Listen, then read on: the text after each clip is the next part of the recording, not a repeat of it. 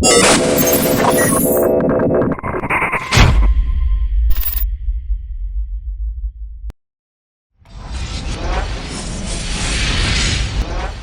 it, run from it. The new arena meta arrives all the same.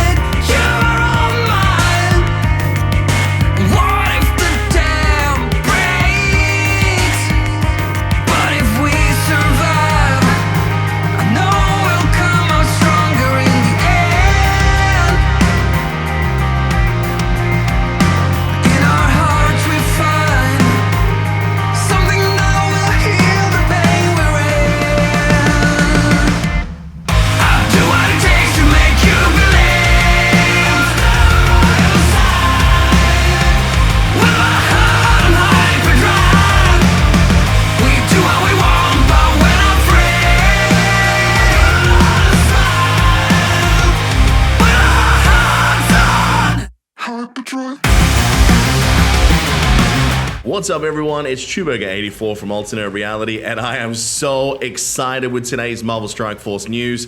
Today we're going to be running through the kit of the Black Order, finally. We're going to talk about Empowered Thanos, Proxima Midnight, and Corvus Glaive, who are in the game right now.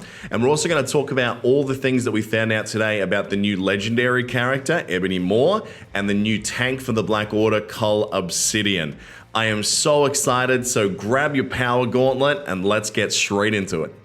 The best place to start, of course, is with a character that is in the game right now, and that is Proxima Midnight. She's available for the Whales and the Krakens today, and coming through to a campaign very shortly for everyone else.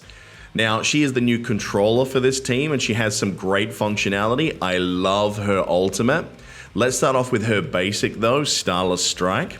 Now, what this ability does is it's going to guarantee an assist from Corvus Glaive, and between these two characters, they're going to be removing buffs from the enemy team at breakneck speed. You're going to clear 2 positive effects every time from Proxima herself, and then Corvus Glaive is going to clear some additional ones as well. This is a real tank breaker, and means you can start poking away at the characters that you really want to.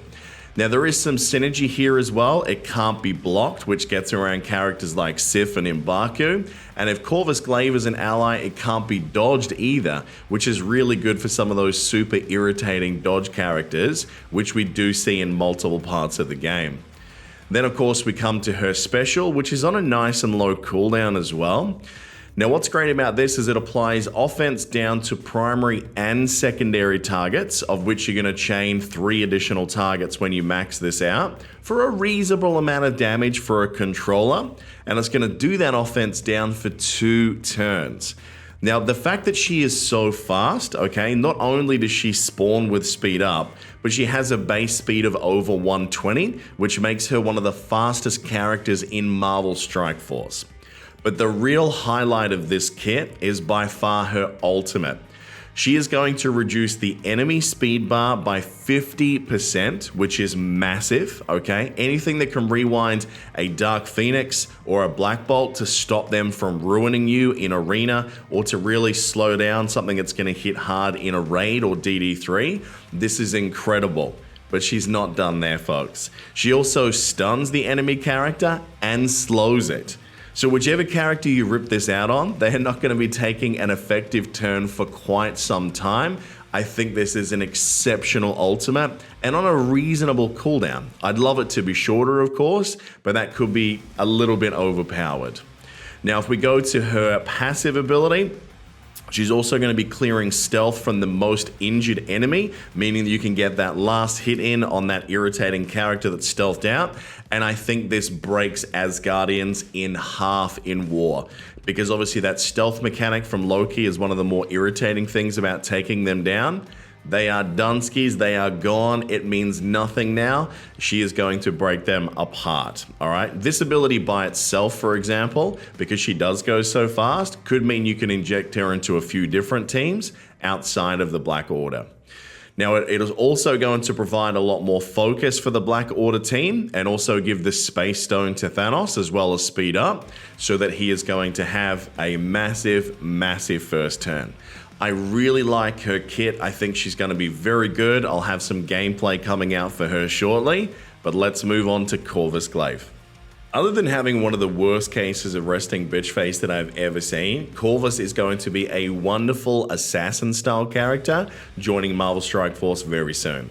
Now, the fact that he is a skill brawler is very good right now, because there's not too many in high demand skill characters, meaning this should be one of the easier characters to gear at this point. Now, his basic and the synergy that he has with Proxima, meaning they're always calling each other in. He's going to clear 2 buffs, she's going to clear 2 buffs, can't be blocked, can't be dodged. It's insane how much you can remove from enemy characters. These two are absolute tank busters, and I really think they're going to irritate the enemy team.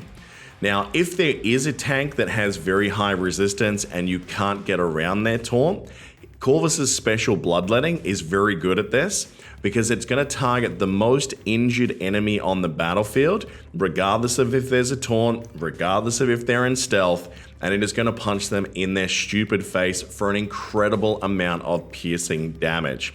This is very, very good for getting around characters like Colossus and Juggernaut when they have their partners who give them very high amounts of resistance. Now, the ultimate Grim Glaive is also very good, but very specific, all right? To get the most out of this ability, you need to have 2 things in place. The enemy has to have defense up, and you need to be in stealth. And we'll talk about how he stealths in a minute. But when you do have those things, the amount of piercing damage that this does is stupid. If you had a way of getting defense down onto them as well, it kind of gets that massive damage increase, the same way that Ultron does when he has his ultimate. So I really, really like that ability, but again, it's going to be very situational to get the most out of it.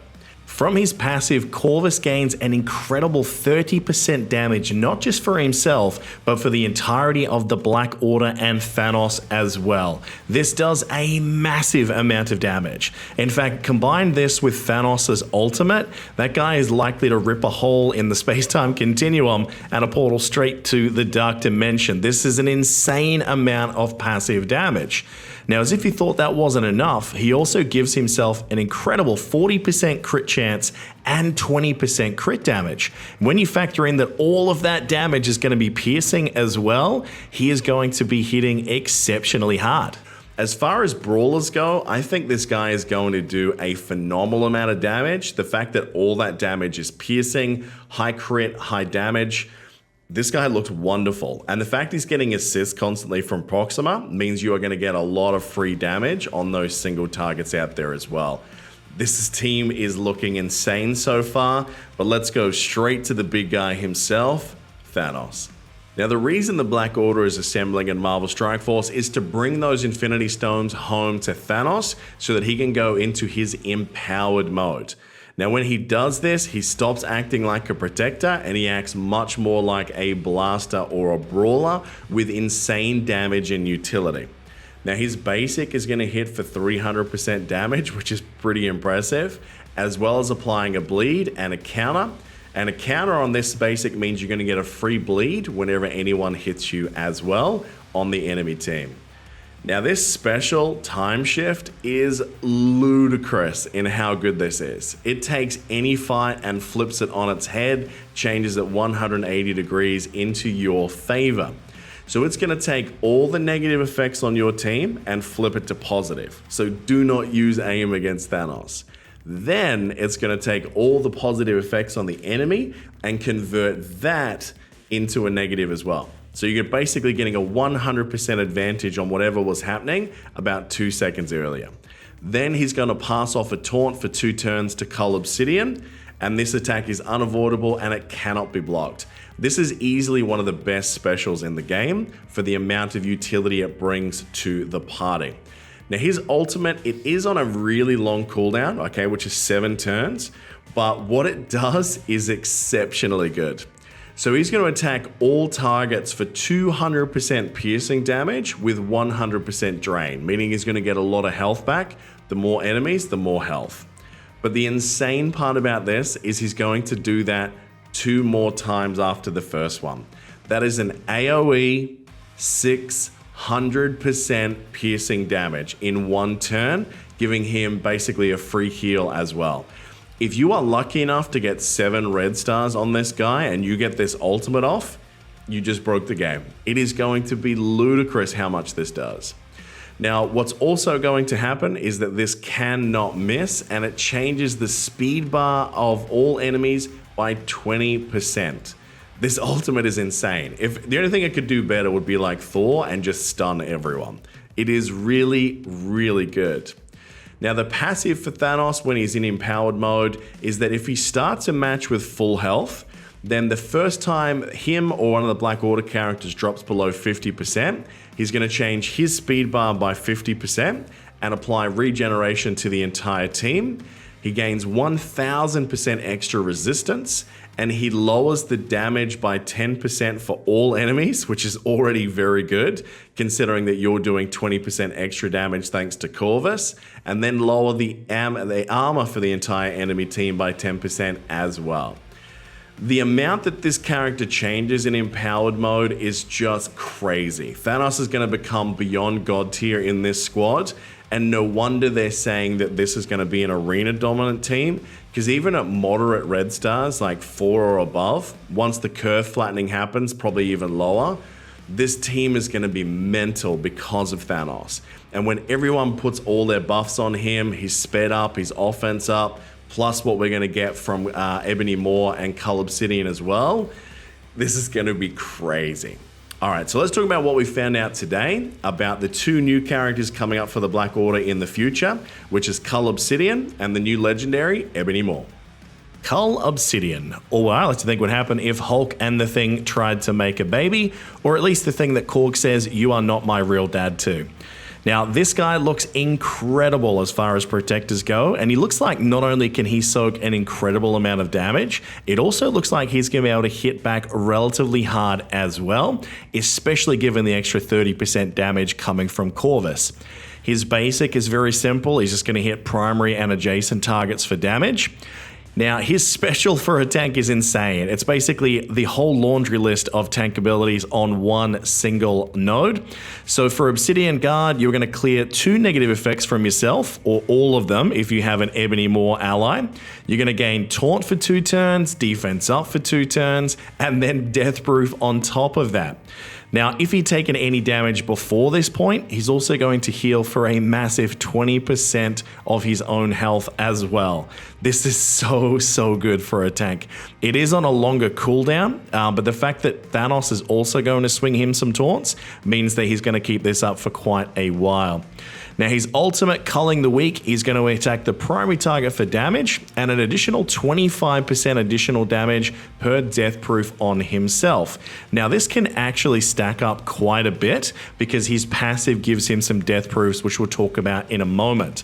Now, the last thing this ultimate does, which is really cool, is that whoever you are targeting, it is going to transfer all of the positive effects from the primary target onto yourself. I cannot wait to use this against Ultrons and Colossus and Juggernauts. This is going to be so good. Now, his passive is called Payback. So he's going to spawn with 2 defense up, which is really good. And on Thanos' first turn, if he doesn't already have the Power Stone, he's going to give it to him as well as defense up for 2 turns. Now, whenever an enemy attacks an ally Thanos or Ebony Maw, he's going to punch that character for 250% damage. Using AoE against this team, this guy is definitely going to make you pay for that. Now, he has 3 opportunities to passively gain Death Proof. So whenever he drops below 75%, 50%, or 25%. Now, there are some weird heal triggers within this team as well. So theoretically, he could go up and down on some of these, stacking Death Proof up to a maximum 5 stacks, which is insane. Now, whenever he has regen, he's also going to gain passive 1000% resistance. And we know that that comes from one of his allies. And then as if this guy's passive could not be any better for the Black Order team, he's going to have an additional 30% max health when this ability is tapped at the top. And it also share that with the rest of the Black Order and Thanos as well. As far as meat shields get, folks, this guy is probably as good as it gets. Now, Ebony Maw we're expecting a lot from, because obviously he's going to be the legendary character as part of the Black Order. So they're saying that he's a dark sorcerer that's going to be specializing in buffing your team while weakening the enemy team. So he's going to be gaining defense up and giving it to all allies. He also steals a portion of the enemy's health and gives it to the allied Black Order members and Thanos. All right, health steals can be really, really good in this game, especially when there are a lot of enemies on the other team. Now, his passives are very specific, but I think we all know why. So whenever a hero controller dies, Ebony Maw is going to apply barrier to all allies, and you're going to gain a charged as well. Now, on the very next enemy turn, he'll ability block all enemy hero controllers and lose charged. I wonder who that might be targeted at. That is all about Phoenix. That means that she's going to respawn as Dark Phoenix and immediately be shut down by being ability blocked, meaning that you can wreck her in arena so she never gets to do her AoE. This is a really, really good ability, okay? It is going to really shake up the arena meta just with this character, all right? It is insanely, insanely good and shuts down Phoenix, which it's over, folks. The brand new meta is here. Like it or not, it's happening. Now, his special is going to gain counter to himself and all the Black Order. We've already seen some of the insane ways that this can trigger abilities and a lot of damage, which is good. And his ultimate is going to lower the enemy speed bar while at the same time increasing yours. The amount of utility it sounds like Ebony Maw is going to bring to the game is just off the charts. He could be one of the more powerful legendaries that we have seen so far, and I cannot wait to see the final kit. Now, what do you think, folks? Are you excited by the Black Order coming to the game? Who's your pick? I'd love to know who your favorite is. Make sure you leave a comment below. Make sure you hit like, subscribe, and the notifications bell while you're here. And I cannot wait to bring gameplay footage to you as soon as we have it. Thank you very much for watching this video, and until next time, cheers.